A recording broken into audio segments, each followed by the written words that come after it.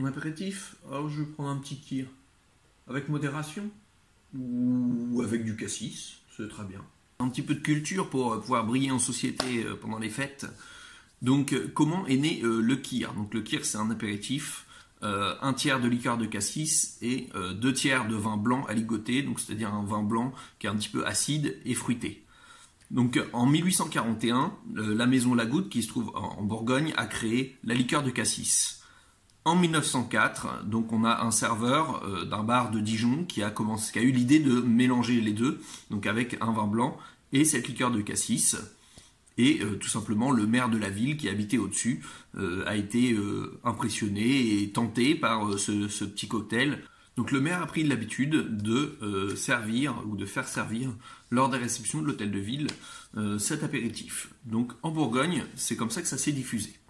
Et puis il faut attendre donc l'après-guerre, 1951, où un député qui s'appelle Félix Kir, tu vois le nom, donc Félix Kir, qui à l'Assemblée nationale, au bar de l'Assemblée nationale, donc avait l'habitude de se réclamer son petit blanc cassis, donc le blanc-casse. Et ce blanc-casse va prendre le nom progressivement de Kir. Donc on va associer le nom de ce député à cet apéritif. La maison Lagoutte, donc qui avait créé la liqueur de cassis, va demander tout simplement l'autorisation d'utiliser le nom et la marque va être déposée en 1952.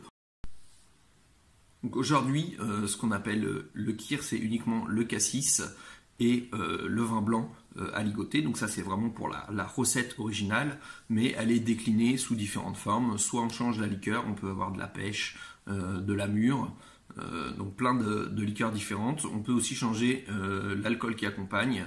Donc on peut avoir du crément ou du champagne pour le kir royal, c'est souvent ce qui est le plus utilisé dans les fêtes. Mais on peut aussi avoir autre chose, du cidre par exemple. Donc il y a différentes formes aujourd'hui. Voilà pour ce petit point culture et apéritif.